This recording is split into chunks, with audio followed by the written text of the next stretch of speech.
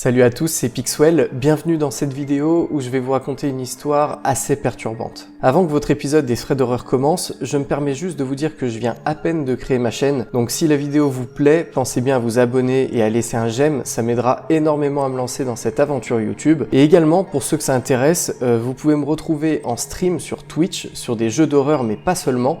Donc si l'idée vous plaît, vous retrouverez le lien en description, sinon vous avez juste à taper Pixwell sur Twitch. J'espère que cette vidéo sera agréable pour vous et je vous souhaite une bonne découverte de cette histoire.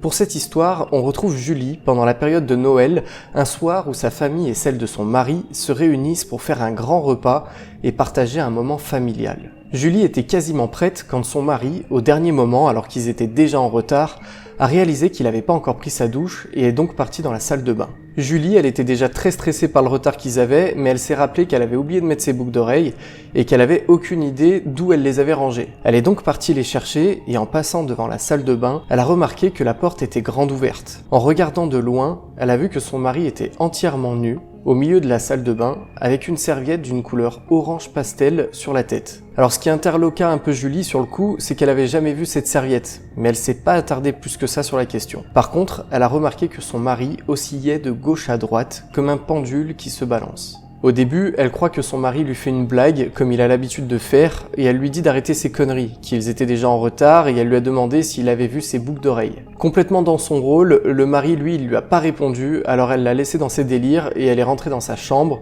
quand immédiatement elle a vu ses boucles d'oreilles posées sur la table de chevet. Là, Julie, elle est soulagée, et elle crie à son mari que c'est bon, elle a retrouvé ses bijoux, et en sortant de la pièce, elle s'est arrêtée un instant devant un tableau très étrange que son mari avait acheté. Faut savoir qu'il avait pour habitude de souvent faire les marchés aux puces, les vide-greniers, tout ça, et qu'il achetait souvent des babioles qu'il ramenait à la maison. Sauf que ce tableau, Julie, elle l'avait toujours trouvé étrange. C'était un phare en pleine mer, avec à son pied des taches de couleurs un peu aléatoires, et une inscription qui était gravée en anglais « The Jolly Good Fellows », qui veut dire « les joyeux camarades ». Bref, Julie, elle se rappelle qu'elle est en retard, et elle essaye de mettre sa deuxième boucle d'oreille, et dans la précipitation, elle se coupe un peu, et décide d'aller devant le miroir pour s'aider à mettre son bijou. Quand elle arrive à la salle de bain, là tout de suite elle rigole un peu moins, parce qu'elle voit que son mari, il a pas bougé, et qu'il est toujours avec sa serviette orange pastel sur la tête, en train d'osciller de gauche à droite. Elle essaye de le bouger un peu en lui disant « c'est bon, on est en retard là, dépêche-toi », et elle met sa boucle d'oreille devant le miroir. Dans le reflet, elle voit que son mari, il continue, et là, elle perd patience et elle soulève la serviette. Là, elle s'attendait à le voir sourire et faire le con, mais pas du tout. Au contraire, il restait les yeux grands ouverts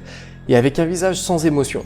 Il restait droit comme un pic, mais par contre, il arrêtait de se balancer. Julie, elle était un peu désemparée et sur le coup, elle a pensé qu'il faisait peut-être une sorte d'attaque cérébrale, alors elle lui a pris la main tout doucement pour l'emmener dans la chambre et le faire s'asseoir. Les muscles de son mari étaient tout mous, comme s'ils étaient déconnectés de son cerveau.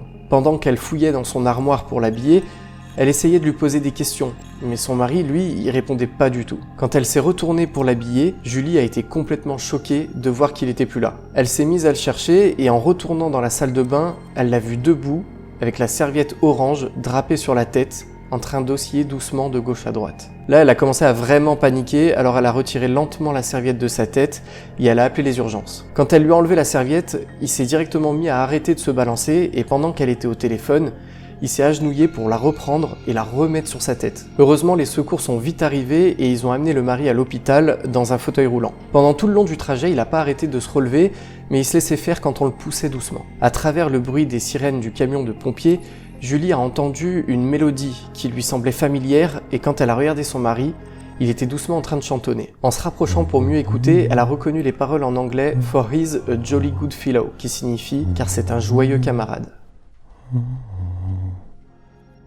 Ils arrivaient enfin à l'hôpital quand en urgence les médecins ont allongé le mari de Julie sur un lit et lui ont demandé si c'était possible de l'emmener au bureau dans une pièce à côté pour lui faire remplir des formulaires. Au début, elle voulait pas partir et laisser son mari, mais les médecins ont insisté, il fallait absolument remplir ces questionnaires dans un souci administratif. Elle avait même pas le temps d'être arrivée au bureau qu'on est venu les informer que son mari avait disparu et qu'il était introuvable. Julie s'est mise alors à arpenter les couloirs de l'hôpital dans l'espoir de retrouver son mari. Mais effectivement, il n'y avait aucune trace de lui nulle part. Tout d'un coup, elle a eu un pressentiment, et c'était celui que son mari avait dû retourner chez eux. Elle s'est alors précipitée de rentrer à pied, leur maison se situant à moins de 20 minutes de marche. Quand elle est arrivée devant chez elle, Julie a remarqué qu'une fenêtre était cassée.